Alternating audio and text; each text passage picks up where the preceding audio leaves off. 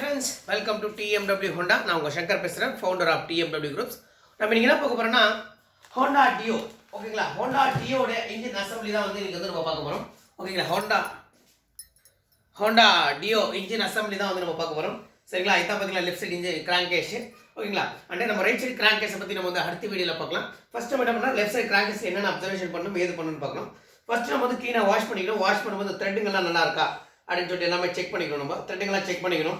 ஓகேங்களா? அப்படின்னு சொல்லிட்டு இதில் முக்கியமான ஒரு விஷயம் பார்த்தீங்கன்னா இதுதான் பார்த்தீங்கன்னா ஆயில் போடுறக்கூடிய ஹோலு. ஓகேங்களா? அப்படின்னு சொல்லிட்டு இந்த ஹோல் இந்த ஹோல் இது வந்து ரிட்டர்ன் வரக்கூடிய ஹோல், இது வந்து சேம்பர்லேருந்து உள்ளே போடுற ஹோல். முக்கியமான ஒரு பிரச்சனை இங்கே பார்த்தீங்கன்னா தெரியும், தெரியுதுங்களா? இங்கே கீழே ஒரு ஹோல் தெரிஞ்சு பாருங்க. இங்கேருந்து ஆயில் வரும், இங்கே வந்துட்டு இங்கே இந்த சென்டர் வழியாக ஹோல் வந்து இந்த வழியாக இந்த லெஃப்ட் சைட் கேஸ்க்கு வந்து வரும், சரி ரைட் சைட் கேஸ்க்கு வந்து வரும். பட் அது வந்து நம்ம எப்படி வரணுன்றது வந்து நெக்ஸ்ட் நம்ம வந்து சொல்கிறேன். அதுக்கு முன்னாடி நம்ம என்ன பண்ணுறோம், கிராங்க் ஷாஃப்ட் வந்து அசம்பிளி பண்ண போகிறோம். இந்த கிராங்க் ஷாஃப்ட் அசம்பிளி பண்ணும்போது பார்த்தீங்கன்னா கிராங்க் ஷாஃப்ட் வந்து இதுதான் அந்த கிராங்க் ஷாஃப்ட். இந்த கிராங்க் ஷாஃப்ட் வந்து ரீசெட் பண்ணியிருக்கோம். சரிங்களா? இப்போ ரீசெட் பண்ணியிருக்கோம், பட் ப்ளஸ் பார்த்தீங்கன்னா கவர் போட்டு பேக் பண்ணியிருக்கோம். ஏன்னா இந்த டெஸ்ட் உள்ள போகக்கூடாது, அதுக்காக தான் முக்கியமாக சொல்கிறேன். நம்ம அசம்பிளி பண்ணும்போது மட்டும் இது கழட்டிங்கன்னா போதும். இதில் இருக்கிற கேர்ஃபுல்லாக போய் பின்னெடுங்க.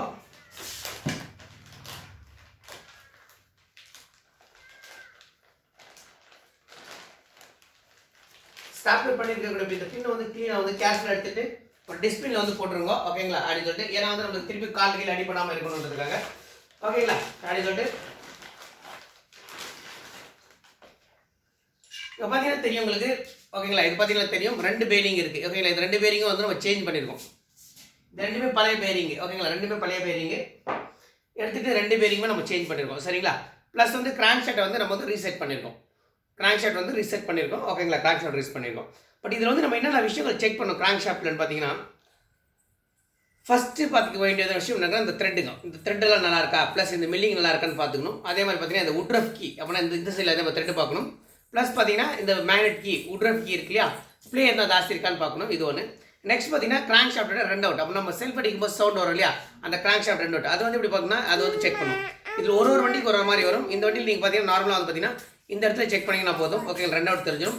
இந்த இடத்துல எப்படி பார்த்தீங்கன்னா உங்களுக்கு பார்த்தீங்கன்னா அந்த கீக்கு முன்னாடி அப்படின்னா இங்கே இல்லை பேரிங்கு பக்கத்தில் இந்த இடத்துல வந்து செக் பண்ணிங்கன்னா உங்களுக்கு வந்து ரன் அவுட் இருக்கா இல்லைன்றது தெரிஞ்சிடும். ஓகேங்களா? அப்படின்னு சொல்லிட்டு இப்போ வந்து நம்ம கிராங்க் ஷாஃப்ட் வந்து த்ரூ பண்ணியிருக்கோம், அதனால் தைரியமாக ஃபிட் பண்ணலாம். ஒரு வேளை நீங்கள் வேலை செய்யும்போது கீழே விழுந்துச்சுன்னா ஃபஸ்ட்டு த்ரூ பண்ணி செக் பண்ணிவிட்டு நீங்கள் கிராங்க் ஷாஃப்ட் அசம்பிளி பண்ணுங்கள். அப்படியே அசம்பிளி பண்ணாதீங்க. அதுக்கு அடுத்து ரெண்டு இன்ஜின் பேரிங் வந்து அப்புறம் பார்த்தீங்கன்னா இன்ஜின் பேரிங் நம்ம வந்து இன்ஜின் பேரிங் வந்து நார்மலாக வந்து பார்த்தா புதுசு போட்டிருக்கோம். சரிங்களா? புதுசு போட்டிருக்கோம். பட் ஆனால் நீங்கள் வந்து நார்மலாக வந்து இன்ஜின் பேரிங் வந்து பண்ணும்போது இன்ஜின் பேரிங் ரீப்ளேஸ் பண்ணிவிடுங்க. ஏன்னா வந்து நார்மலாக இன்ஜின் பேரிங் வந்து நீங்கள் செக் பண்ணோன்னா உங்களுக்கு வந்து பார்த்தீங்கன்னா பேரிங் வந்து பார்த்தீங்கன்னா ஸ்லோ ஸ்பீடில் தான் வந்து நார்மலாக உங்களுக்கு வந்து தெரியும். ஸ்டார்டிங்கில் வரும்போது எப்படி வரும்னா கர்னு ஸ்டார்ட் ஆகும் அப்படின்னு சொல்லிட்டு ஒரு பால்ஸ் மட்டும் உங்களுக்கு ஒரு டேமேஜ் ஆயிருந்துச்சுனாக்கா அப்படின்னு சொல்லிட்டு ஒரு பால் மட்டும் இதுக்குள்ளே இருக்கிற ஏதாவது ஒரு பால் மட்டும் டேமேஜ் ஆயிருந்துச்சுன்னா அது வந்து ஸ்டார்ட் ஆகிறது கர்ன்ட்டு. நிறைய பேரிங் வரும்போது தான் உங்களுக்கு பார்த்தீங்கன்னா நிறையா இருக்கும். இந்த பேரிங் வந்து நீங்கள் அப்படி செக் பண்ணணும்னா நார்மலாக ரொம்ப பேர் என்ன பண்ணுவோம்னா இப்போ நம்ம ஜோரை அப்படி சுற்றி நீங்கள் செக் பண்ணுவீங்க. இது மாதிரி செக் பண்ணிங்கன்னா உங்களுக்கு வந்து அந்த பேரிங் வந்து நம்மளோட நல்லா இருக்கா போயிருக்கான்னு தெரியாது. ஃபஸ்ட்டு நம்ம பார்க்க வேண்டியது என்னோட ப்ளே. ஓகேங்களா? இந்த மாதிரி ப்ளே பார்த்தீங்கன்னா ப்ளே ஜாஸ்தி இருக்கா கம்மி இருக்கான்னு பார்க்கணும். அதுக்கடுத்து பார்த்தா பேரிங் எப்பயுமே பார்த்தீங்கன்னா ஃபஸ்ட் வந்து க்ளீனாக வாஷ் பண்ணிவிட்டு ஆயில் போட்டு ஸ்லோவாக அப்படி திருப்பணும். நீங்கள் என்னக்கா நீங்கள் ஸ்லோவாக அப்படி திருப்பினீங்கன்னா எங்கேயாவது ஒரு இடத்துல பிடிக்கும் பாருங்கள். இந்த இதில் பிடிக்குது பாருங்கள், இந்த பிளேஸில் பிடிக்குது. இந்த பிளேஸில் பிடிக்கும் போது அந்த இடத்துல தான் வரதான் உங்களுக்கு வந்து அந்த பேரிங் வந்து ஒரு ஏதாவது பால் வந்து ஒரு சின்னதாக ஒரு டேமேஜ் ஆயிருந்தால் கூட அந்த சவுண்ட் வரும். அதனால் ஓகேங்களா? ஒன்றுட்டு இன்னொரு மிச்சமாக பார்த்தீங்கன்னா வண்டிகளில் பார்த்தீங்கன்னா நார்மலாக பார்த்தா ரைட் சைடு பேரிங் தான் வந்து நிறைய வந்து போகும். ஆக்டிவ் ஆகட்டும் டியோ ஆகட்டும் பார்த்தீங்கன்னா உங்களுக்கு வந்து லெஃப்ட் சைடு பேரிங் வந்து போகிறது வந்து ரொம்ப கம்மி. பட் ரைட் சைடு பேரிங் வந்து நிறைய போகும். ஏன் போனால் இது பார்த்தீங்கன்னா இதுதான் வந்து ஸ்டீல்டு இருக்கும். இது வந்து ஆயில் லுப்ரிகேஷன் இருக்கும், ஆயில் இருக்கும். பட் அது வந்து பார்த்தீங்கன்னா இன்னொரு விஷயம் சொல்கிறாரு, ஏன் பேரிங் போகுதுன்றது உங்களுக்கு நெக்ஸ்ட் சொல்கிறேன். இப்போ பேரிங் செக் பண்ணுறது எப்படி உங்களுக்கு தெரிஞ்சது. ஓகேங்களா? அதுக்கடுத்து நம்ம என்ன பண்ணுறோம்னாக்கா கிராங்க் ஷாஃப்ட் ரீசெட் பண்ணுறோம். கிராங்க் ஷாஃப்ட் இந்த சைடு இதில் வந்து என்னென்ன செக் பண்ணால் சைடு கிளியரன்ஸ் செக் பண்ணணும். இந்த சைடு கிளியரன்ஸ் வந்து செக் பண்ணணும். இந்த சைடு கிளியரன்ஸ் வந்து நீங்கள் பில்லர் கேஜ் வந்து செக் பண்ணலாம். அப்படி இல்லையா இதை பிடிச்சிட்டு இப்படி வந்து நீங்கள் ரேடியல் கிளியரன்ஸ் சொல்லுவாங்க, அப்படி செக் பண்ணணும். ஓகேங்களா? அப்படின்னு சொல்லி ஏன்னா மட்டும் எல்லாருக்குமே எல்லா டூல்ஸ் இருக்காது. பட் ஆனால் இந்த மாதிரி நீங்கள் நார்மலாக இப்படி செக் பண்ணிங்கன்னா உங்களுக்கு வந்து தெரிஞ்சிடும். ஓகே, ஒன்றுன்னு சொல்லிட்டு அதுக்கடுத்து ரெண்டு பேரிங் நம்ம சேஞ்ச் பண்ணிடும். ஓகேங்களா? இப்போ நம்ம இது கூட என்னென்ன செக் பண்ணுறது உங்களுக்கு விஷயம் சொல்லியிருக்கேன். மில்லிங் செக் பண்ணணும், த்ரெட் செக் பண்ணணும், ரன் அவுட் செக் பண்ணணும், ரெண்டு இன்ஜின் பேரிங் செக் பண்ணணும், அப்புறமா பிக் எண்ட் செக் பண்ணணும். சரிங்களா? இப்போ இவ்வளோ விஷயங்கள் நம்ம தெரிஞ்சுது. நெக்ஸ்ட் நம்ம பார்க்குறது பார்த்தீங்கன்னா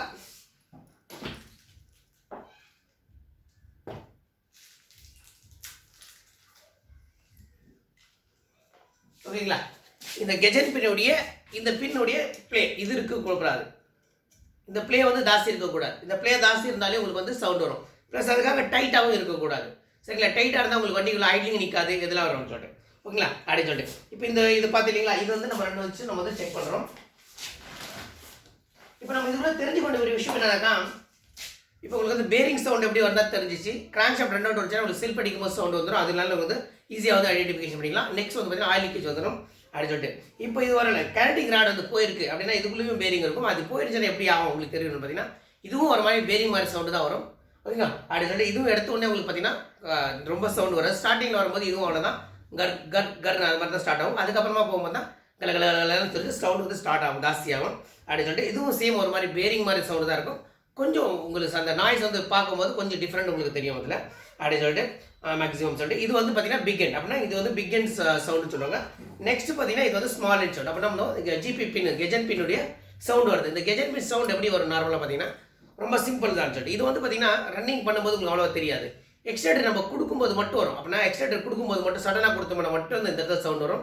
ஓகேங்களா? அப்படின்னு சொல்லிட்டு சம்டைம் டீக்ளோஷன் பண்ணும்போது ரியஸ் தேஞ்சு இருந்தது அடிப்பட்டு இருந்தால் மட்டும் டீக்ளோஸ் பண்ணும்போது மட்டும் அது சவுண்ட் வரும். சரிங்களா? இப்போ இதுக்குள்ளே உங்களுக்கு எந்த வகையான சவுண்ட் வருது தெரிஞ்சிச்சு. இதுதான் சொல்லிட்டு இப்போ நம்ம வந்து இது அசம்பிளிங் பண்ண போகிறோம். கேஸில் வந்துட்டு ரொம்ப சிம்பிள் தான் அசம்பிளிங் பண்ணுறதுக்கு. கொஞ்சம் புதுசு ஆயில் எடுத்துக்கோங்க. ஓகேங்களா? புது ஆயில் எடுத்துக்கோங்க. பேரிங்கெல்லாம் ஜாஸ்தி போடாதீங்க ஆயில். ஏன்னா எதுக்கு சொல்கிறேன்னா, அண்ட் முடிஞ்ச அளவுக்கு துணியை யூஸ் பண்ணுங்க, வேஸ்ட் யூஸ் பண்ணாதீங்க. ஓகேங்களா? அப்படின்னு சொல்லிட்டு ஆயில் பார்த்தீங்கன்னா புது ஆயில் தான் இருக்கணும். தெரிஞ்சுங்களா? புது ஆயில் இருக்கணும். பிறகு இந்த இடத்துல வந்து லைட்டாக இருக்கணும்.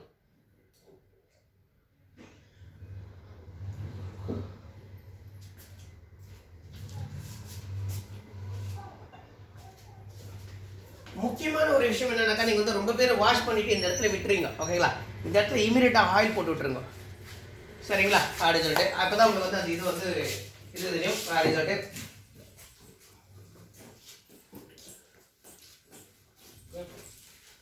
ஓகேங்களா? அடுத்து நெக்ஸ்ட் என்ன பண்ண போறோம், நம்ம வந்து கிராங்க் ஷாஃப்ட் வந்து அசெம்பிளி பண்ணணும். கிராங்க் ஷாஃப்ட் அசெம்பிளி ரொம்ப சிம்பிள் தான். ஓகேங்களா? கேஸ் வந்து நீங்கள் கிளியராக வச்சுட்டு ஜஸ்ட் வந்து ப்ரெஸ் பண்ணிங்கனால போதும். இது வந்து சுற்றிய கிட்டி எதுவும் தேவையில்லை.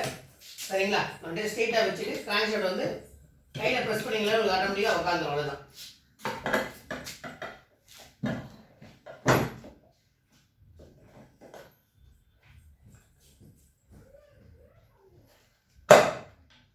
ஓகேங்களா? இவ்வளோதான். ரொம்ப சிம்பிள் இந்த கிராங்க் ஷாஃப்ட் கரெக்டுக்கு. இதுக்கு எந்த டூல்ஸோ கீல்ஸோ எதுவுமே தேவையில்லை.